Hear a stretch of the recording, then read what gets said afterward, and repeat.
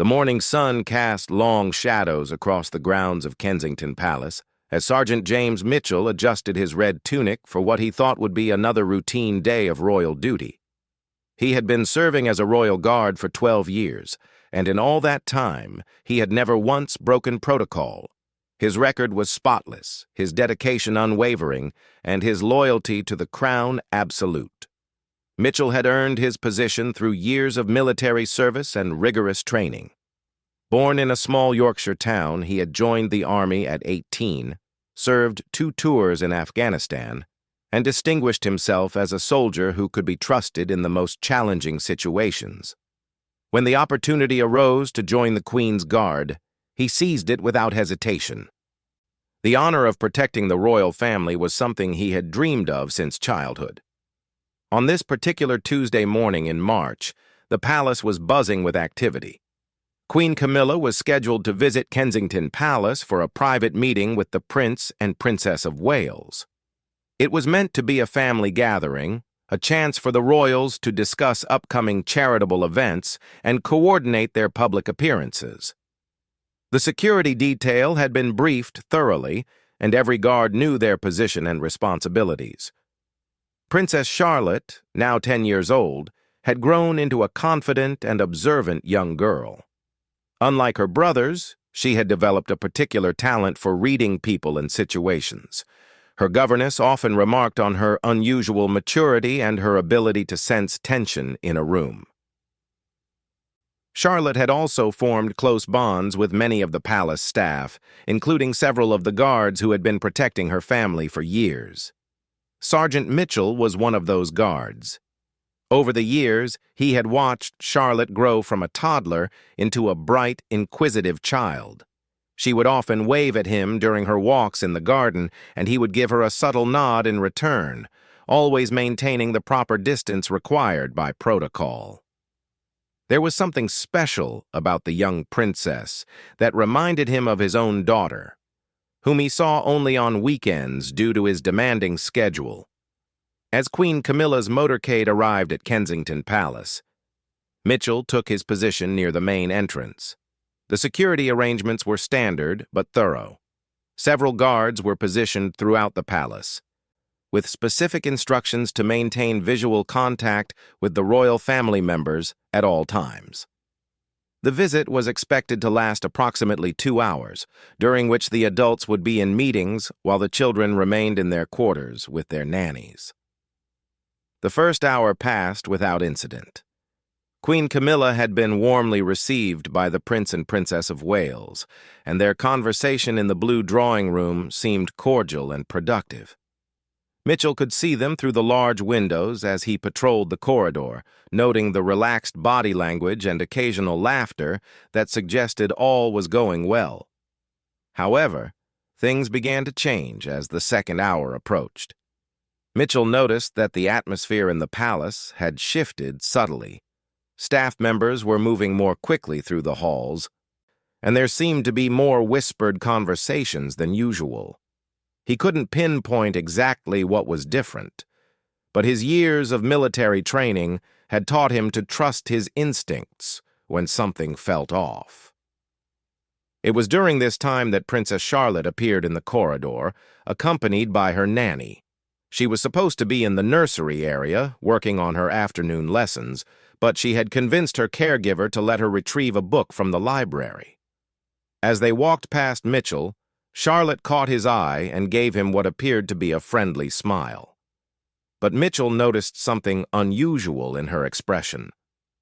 There was a tension around her eyes that he had never seen before, and her smile seemed forced.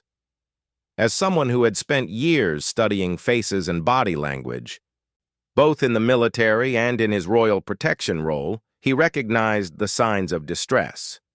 Princess Charlotte was trying to communicate something, but she couldn't speak freely in front of her nanny. The young princess slowed her pace as she approached the library, glancing back at Mitchell several times. Each time their eyes met, she would touch her ear briefly before looking away. It was such a subtle gesture that anyone else might have dismissed it as a nervous habit. But Mitchell had been trained to notice even the smallest details. The ear touch was repeated 3 times, always when she was looking directly at him. As Charlotte and her nanny entered the library, Mitchell found himself facing a dilemma. His training told him to maintain his post and follow protocol strictly. Royal guards were not supposed to approach family members unless there was a clear and immediate threat. They were meant to be invisible protectors, present but not intrusive. Breaking this protocol could result in severe disciplinary action, possibly even dismissal from his position. Yet something about Princess Charlotte's behavior troubled him deeply. The ear-touching gesture was too deliberate, too repeated to be coincidental. In his years of service, he had learned to trust his instincts about potential threats, and every fiber of his being was telling him that something was wrong. The question was whether he was willing to risk his career on what might be nothing more than a child's nervous habit. Mitchell's internal struggle intensified as he remembered his training about recognizing distress signals. During his military service, he had learned that people in dangerous situations often try to communicate through subtle signs when they cannot speak openly. Children, in particular, might use seemingly innocent gestures to signal for help when they feel threatened or uncomfortable. The more he thought about it, the more convinced he became that Princess Charlotte was trying to tell him something important. The timing of her appearance in the corridor, combined with the unusual tension he had sensed in the palace, suggested that his concerns were justified. But acting on these suspicions would require him to abandon everything he had been taught about maintaining proper protocol and boundaries. As he stood there, weighing his options, Mitchell could hear voices from the blue drawing room becoming more animated. While he couldn't make out specific words, the tone had definitely changed from the relaxed conversation he had observed earlier. Queen Camilla's voice seemed more strident, and there were longer pauses between responses from the Prince and Princess of Wales. The pieces of a puzzle were starting to come together in Mitchell's mind, but he still didn't have the complete picture. What he did know was that Princess Charlotte had deliberately tried to get his attention, had used what appeared to be a distress signal, and had done so at a time when unusual tension was building elsewhere in the palace. His military training told him that these could not be coincidences. The weight of his decision pressed down on him as he realized that the next few minutes could define not only his career, but potentially the safety of the royal family he had sworn to protect. The protocol was clear, but sometimes protecting people meant being willing to break the rules when lives might be at stake. Sergeant Mitchell made his decision with the swift certainty that had served him well in combat situations. He couldn't ignore what his instincts were telling him about Princess Charlotte's distress signal. Moving carefully to avoid drawing attention from other staff members, he positioned himself closer to the library entrance, where he could observe without appearing to abandon his post. Through the partially open door, Mitchell could see Princess Charlotte sitting at a small reading table, while her nanny browsed the shelves for appropriate books. The young princess kept glancing toward the door, and when she spotted Mitchell in her peripheral vision, she repeated the ear-touching gesture more deliberately than before. This time, she also pointed subtly toward the blue drawing room where the adults were meeting. The connection became clearer to Mitchell. Princess Charlotte had obviously heard something from the meeting that concerned her, and she was trying to alert him to a potential problem. Children in royal households often moved more freely through the palace than adults realized, and their presence was frequently overlooked during sensitive conversations. Charlotte might have overheard something that the adults didn't realize she had witnessed. Mitchell's concern deepened when he noticed that the voices from the blue drawing room had not only become louder, but had taken on a distinctly confrontational tone. Through his earpiece, he could hear other guards reporting increased tension in their sectors as well. Something was definitely happening, and Princess Charlotte's attempt to communicate with him was starting to make perfect sense. The young princess suddenly stood up from her chair, telling her nanny that she needed to use the bathroom. As she walked toward the door, she deliberately dropped her pencil near where Mitchell was standing. When she bent to pick it up, she whispered so quietly that only he could hear. "Queen Camilla is being mean to Mama and Papa.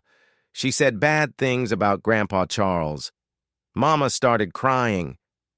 The words hit Mitchell like a physical blow. King Charles had been dealing with health issues recently, and any family conflict during this sensitive time could have serious implications for the monarchy. If Queen Camilla was indeed creating a hostile situation for the Prince and Princess of Wales, it could escalate into a crisis that would require immediate intervention. Princess Charlotte straightened up, gave Mitchell a meaningful look, and returned to the library. But her message had been delivered, and now Mitchell understood why she had been trying to get his attention. The young princess had recognized that the situation in the blue drawing room was spiraling out of control, and she had reached out to someone she trusted to help her parents. Mitchell quickly assessed his options. He could report the situation through proper channels, but that would take time and might not result in immediate action. He could try to get closer to the blue drawing room to assess the situation himself, but that would mean abandoning his current post without authorization. Or he could take the unprecedented step of directly interrupting a private royal meeting based on the word of a 10-year-old girl. The decision became easier when he heard the unmistakable sound of someone sobbing through the thick walls of the palace. The sound was coming from the direction of the blue drawing room, and it was clearly a woman's voice. If Princess Catherine was indeed in distress, as Charlotte had indicated, then protocol became secondary to the immediate welfare of the royal family. Mitchell spoke quietly into his radio, requesting backup to cover his position while he investigated a potential security concern. He didn't specify the nature of the concern, knowing that doing so would trigger a larger response that might escalate the situation unnecessarily. His years of experience had taught him that sometimes the most effective interventions were the most subtle ones. As he approached the blue drawing room, Mitchell could hear Queen Camilla's voice clearly through the door. Her tone was sharp and accusatory, and she seemed to be berating the Prince and Princess of Wales about their handling of recent public appearances and their relationship with King Charles. The conversation had clearly moved far beyond the cordial family discussion that had been planned. "You have no idea what it's like to step into Catherine's shoes," Queen Camilla was saying. "The public adores her, and they barely tolerate me. Do you think it's easy being compared to someone who died tragically young and is now remembered as a saint? Every day I have to prove myself worthy of a position that many people think I should never have been given." Mitchell could hear Prince William's voice trying to interject, but Queen Camilla continued her tirade. "And now Charles is ill, and everyone is looking to you two as the future of the monarchy. But you're not ready. You're too soft, too concerned with being popular instead of being strong. The monarchy needs leaders who can make difficult decisions, not people who cry when faced with criticism." The sound of Princess Catherine's sobbing became more audible, and Mitchell knew he had to act. Princess Charlotte had been right to seek help, and the situation was clearly beyond what should be tolerated in any family, royal or otherwise. Queen Camilla's behavior was inappropriate and potentially damaging to the unity of the royal family during an already difficult time. Mitchell made a decision that would have been unthinkable just an hour earlier. He knocked firmly on the door of the blue drawing room, knowing that interrupting a private royal meeting without being summoned was a serious breach of protocol that could end his career. But sometimes protecting the royal family meant protecting them from each other, and this was clearly one of those times. The conversation inside the room stopped immediately. After a moment, Prince William's voice called out, "Yes, what is it?" Mitchell could hear the strain in the prince's voice, confirming that the situation inside the room was as serious as Princess Charlotte had indicated. "Your Royal Highness," Mitchell said through the door, "I need to report a security concern that requires your immediate attention." It wasn't entirely a lie. The emotional security of the royal family was indeed at risk, even if there was no physical threat present. There was a long pause before Prince William opened the door slightly. Mitchell could see that the prince's face was flushed, and his eyes showed signs of stress. Behind him, Princess Catherine was indeed crying, and Queen Camilla stood near the window with her arms crossed, looking defiant rather than apologetic. "What kind of security concern?" Prince William asked quietly, clearly hoping to find a way to end the uncomfortable confrontation with his stepmother. Mitchell made a split-second decision to be completely honest. "Princess Charlotte approached me with concerns about raised voices and distress in this room, Your Royal Highness. As head of your security detail, I felt it was my duty to ensure that everyone was safe and that no situation was escalating beyond appropriate bounds." The words hung in the air for a moment before Prince William's expression changed from confusion to understanding. He realized that his daughter had been clever enough to seek help when she recognized that the adults in her family were in a situation they couldn't handle on their own. The pride in his eyes was mixed with embarrassment that the situation had reached a point where intervention was necessary. Queen Camilla stepped forward, her face red with anger. "This is completely inappropriate," she said, directing her fury at Mitchell. "You have no right to interfere in a private family conversation. I'll have you dismissed from your position immediately." But Prince William held up his hand, his voice taking on the authoritative tone that reminded everyone present of his future role as king. "Actually, Camilla, Sergeant Mitchell was doing exactly what he should do. His job is to protect our family, and that includes protecting us from situations that could damage our well-being or our unity. This conversation has clearly gone beyond the bounds of appropriate family discussion." The room fell silent as the implications of Prince William's words sank in. Queen Camilla had overstepped her bounds, and everyone present knew it. The young princess who had sent the secret signal had shown wisdom beyond her years, and the guard who had chosen to break protocol had made the right decision for all the right reasons. The tension in the blue drawing room was thick enough to cut with a knife as Prince William's words settled over the group. Queen Camilla's face had gone from red with anger to pale with the realization that she had crossed a line that could not be easily uncrossed. Princess Catherine wiped her tears and straightened her shoulders, drawing strength from her husband's support and the knowledge that their daughter had been wise enough to seek help. Sergeant Mitchell remained standing at attention, but inside he felt a mixture of relief and apprehension. He had made the right decision in responding to Princess Charlotte's distress signal, but he was acutely aware that his career hung in the balance. Queen Camilla's threat to have him dismissed was not an empty one. She had considerable influence within the royal household, and guards had been let go for far less serious breaches of protocol.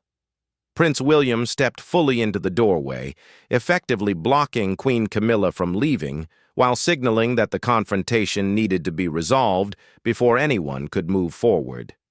His military training had taught him the importance of addressing conflicts immediately rather than allowing them to fester and cause ongoing damage to unit cohesion.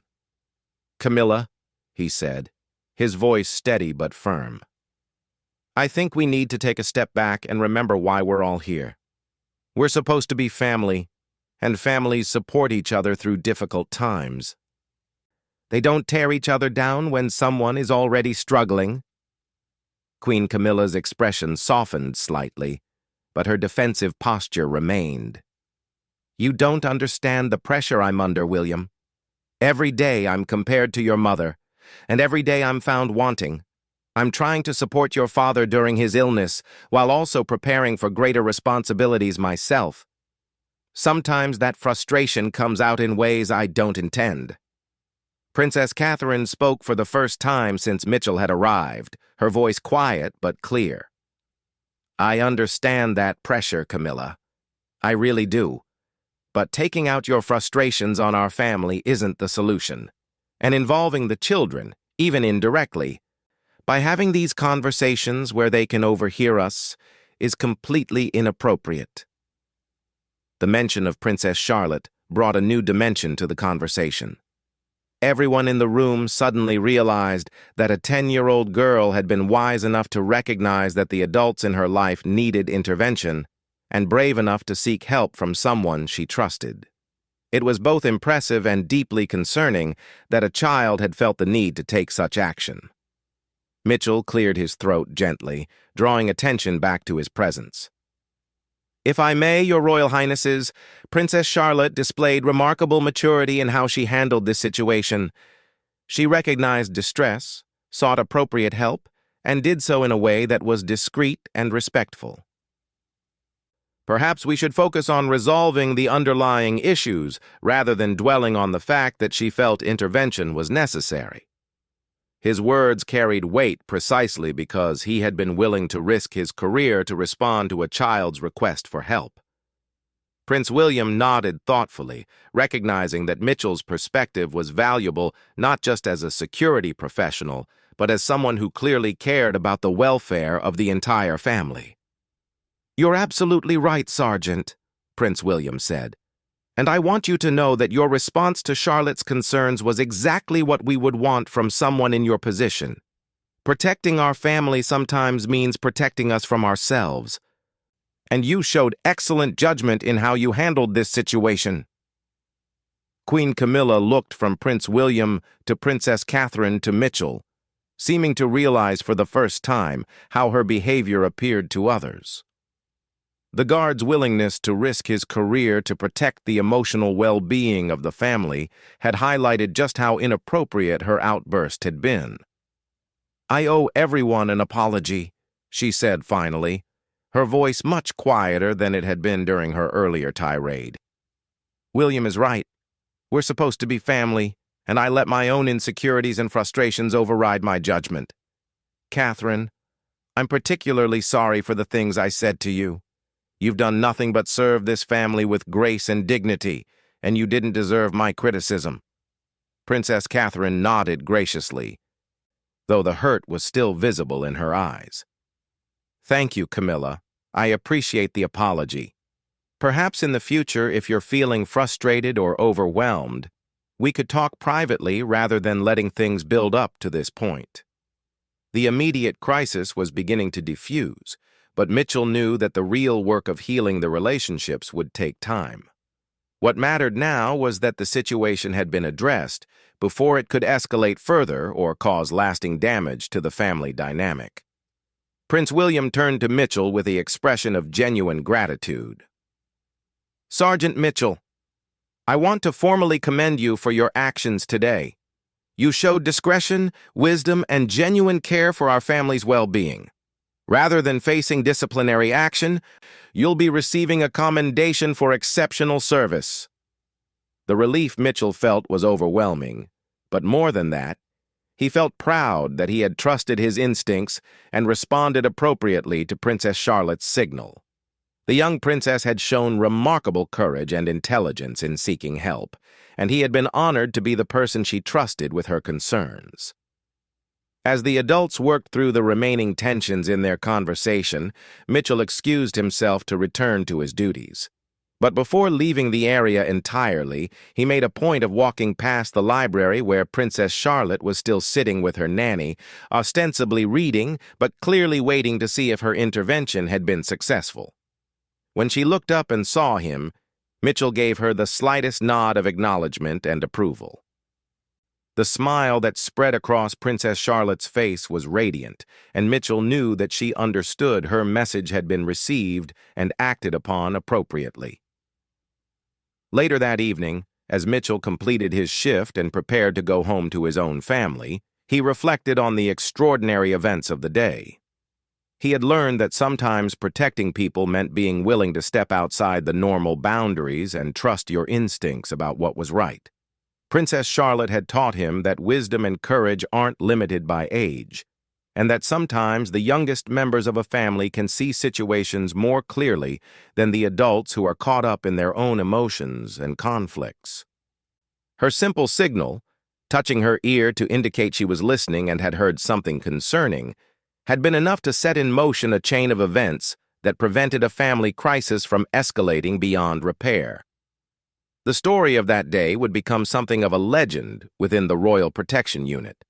It was cited in training sessions as an example of how guards should balance protocol with genuine concern for the welfare of their charges. More importantly, it reinforced the idea that protecting the royal family meant considering all aspects of their security, including their emotional and psychological well-being. For Princess Charlotte, the incident marked a turning point in how she was viewed by the palace staff. No longer seen simply as a child to be protected and supervised, she had demonstrated that she could be a valuable ally in maintaining the harmony and safety of her family. The adults around her began to take her observations and concerns more seriously, recognizing that her unique position in the household gave her insights that others might miss. The relationship between Queen Camilla and the Prince and Princess of Wales did recover from that difficult day, though it took time and effort from all parties. The incident served as a wake-up call about the importance of managing stress and frustration in healthy ways, particularly during challenging periods like King Charles's illness. Most importantly, the events of that day reinforced the bonds of trust and loyalty that held the royal household together. From Princess Charlotte's courage in seeking help, to Mitchell's willingness to risk his career to respond to her concerns, to Prince William and Princess Catherine's grace in handling a difficult family situation, everyone involved had demonstrated the values that made the monarchy resilient in the face of both internal and external challenges.